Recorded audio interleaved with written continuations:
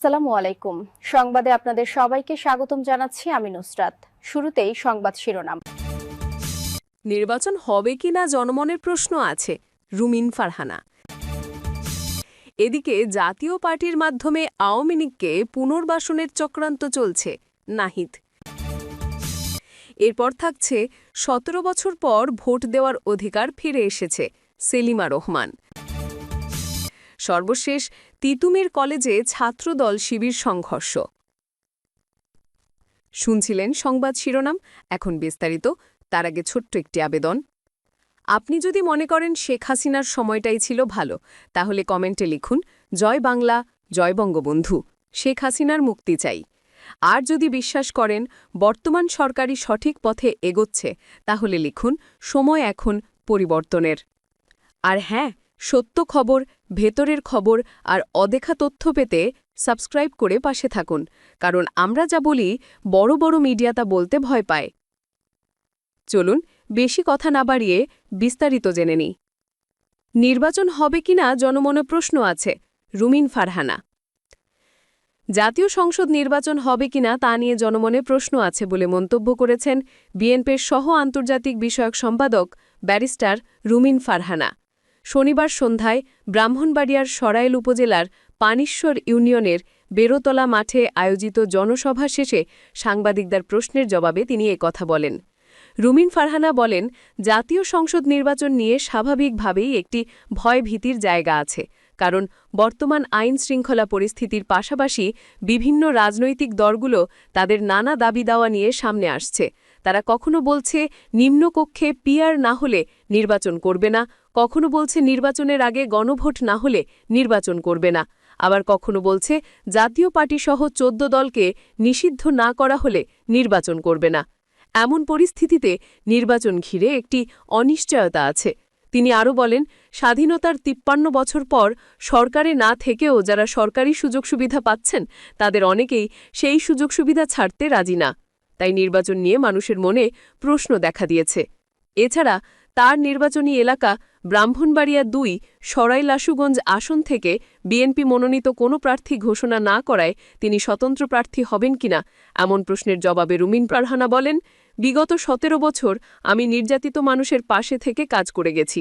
সবসময় দল আর দলের নেতাকর্মীদের পাশে ছিলাম। তাই তাদের সিদ্ধান্তই হবে আমার সিদ্ধান্ত। তাদের সিদ্ধান্তের উপর নির্ভর করবে আমার রাজনীতি কোন পথে যাবে।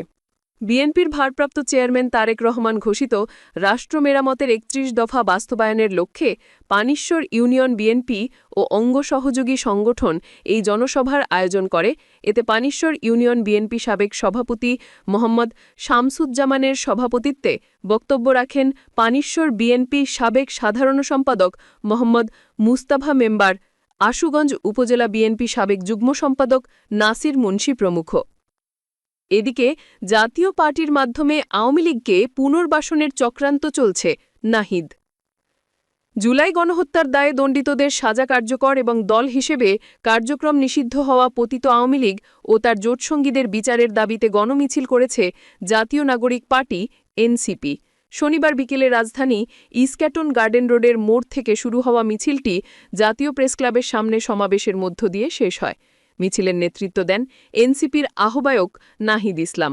তিনি বলেন, জাতীয় পার্টির মাধ্যমে আওয়ামী লীগকে পুনর্বাসনের চক্রান্ত চলছে। এমনটি হলে জনগণ মানবে না।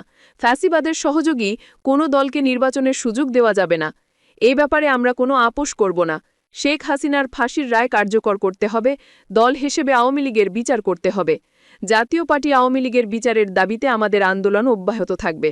তিনি আরও বলেন, ট্রাইব্যুনালে শেখ হাসিনার ফাঁসির রায়কে আমরা শুরুতেই স্বাগত জানিয়েছি, তবে তা দ্রুত কার্যকর করতে হবে। এতে মানুষ ইনসাফ পাবে। আমরা মনে করি এ রায় কোনো রাজনৈতিক প্রতিহিংসা নয়, বরং জনগণের ন্যায় বিচার। এ বিষয়ে কোনো ধরনের আপোষ চলবে না। মিছিলে অংশ নেন এনসিপি ও অঙ্গ সহযোগী সংগঠনের নেতাকর্মীরা। তারা দিল্লি না ঢাকা, ঢাকা ঢাকা, মুজিববাদ মুজিববাদ মুর্দাবাদ, দড়ি লাগলে দড়ি নে, হাসিনারে ফাঁসি দে ইত্যাদি স্লোগান দিতে থাকেন। এই সময় তাদের হাতে ছিল গৃহপালিত বিরোধী দলের বিচার করো, দল হিসেবে আওয়ামী লীগের বিচার করো, শ্রমিক হত্যার বিচার চাই, ব্যাংক লুঠের বিচার চাই, এমন বিভিন্ন লেখা সম্বলিত প্লাকার্ড। সমাবেশে আরও বক্তব্য রাখেন এনসিপির সচিব আক্তার হোসেন, মুখ্য সমন্বয়কারী নাসির উদ্দিন পাটোয়ারি, সিনিয়র যুগ্ম আহ্বায়ক আরিফুল ইসলাম আদিব, যুগ্ম আহ্বায়ক তাসনুভা জাবিন, সিনিয়র যুগ্ম সম্পাদক ডাক্তার তাসনিম জারা এবং জাতীয় যুব শক্তির আহ্বায়ক অ্যাডভোকেট তারিকুল ইসলাম সহ কেন্দ্রীয় নেতারা। সর্বশেষ ১৭ বছর পর ভোট দেওয়ার অধিকার ফিরে এসেছে সেলিমা রহমান। বিএনপির স্থায়ী কমিটির সদস্য ও নারী শিশু অধিকার ফোরামের আহ্বায়ক বেগম সেলিমা রহমান বলেছেন, আপনারা প্রমাণ করেছেন বগুড়ার মাটি ধানের শীষের ঘাঁটি। আপনারা ১৭ বছর ভোট দিতে পারেননি। এই বগুড়া বিএনপির প্রেসিডেন্ট শহীদ জিয়ার জন্মস্থান। তার স্ত্রী বেগম খালেদা জিয়া আপনাদের পুত্রবধূ। তারেক রহমান এই মাটিরই সন্তান। শনিবার বিকেলে বগুড়ার কাহালু উপজেলার নারহট্ট উচ্চ বিদ্যালয় মাঠে এক নারী সমাবেশে সভাপতিত্বে এই সব কথা বলেন বিএনপির স্থায়ী কমিটির সদস্য বেগম সেলিমা রহমান। নারী শিশু অধিকার ফোরামের আয়োজনে এই সমাবেশ অনুষ্ঠিত হয়। এই সমাবেশে প্রধান অতিথি ছিলেন বগুড়া ৪ আসনে বিএনপি মনোনীত প্রার্থী জেলা বিএনপির ভারপ্রাপ্ত সাধারণ সম্পাদক সাবেক এমপি মোশাররফ হোসেন। সেলিমা রহমান বলেন, সামনে আবার নির্বাচন আসছে। আপনাদের ভোট দেওয়ার অধিকার ফিরে এসেছে। আপনারা ভোট দেবেন কাকে? আমরা জানি বগুড়াতে ধানের শীষের বিকল্প নেই। কাজে আগামী নির্বাচনে আপনাদের ভাই মোশাররফ হোসেনকে ধানের শীষে ভোট দিয়ে জয়যুক্ত করবেন। নারী শিশু অধিকার ফোরামের সচিব সম্পাদক অ্যাডভোকেট নিপুণ রায় চৌধুরীর সঞ্চালনায় সমাবেশে বক্তব্য রাখেন বিএনপির জাতীয় কার্যনির্বাহী কমিটির সদস্য জয়নাল আবেদিন চান, জেলা বিএনপির যুগ্ম সাধারণ সম্পাদক তাহাউদ্দিন নাইম, সাংগঠনিক সম্পাদক শহীদুন নবী সালাম, খাইরুল বাশার, জেলা মহিলা দলের ভারপ্রাপ্ত অধ্যক্ষ অ্যাডভোকেট শেহেজিদি, সাধারণ সম্পাদিকা নাজমা খাতুন, সাংগঠনিক সম্পাদিকা অ্যাডভোকেট রাহিমা খাতুন মেরি। এই সময় উপস্থিত ছিলেন কাহালু উপজেলা বিএনপির ভারপ্রাপ্ত সভাপতি সাবেক পৌর মেয়র আব্দুল মান্নান, নন্দীগ্রাম উপজেলা বিএনপি সভাপতি আলাউদ্দিন সরকার, কাহালু পৌর বিএনপি সভাপতি আনিসার রহমান আনিস, নন্দীগ্রাম পৌর বিএনপি সভাপতি আলোক জান্ডার, কাহালু উপজেলা বিএনপি সাধারণ সম্পাদক তোফাজল হোসেন আজাদ, নন্দীগ্রাম পৌর বিএনপি সভাপতি শফিউল আলম সুমন প্রমুখ।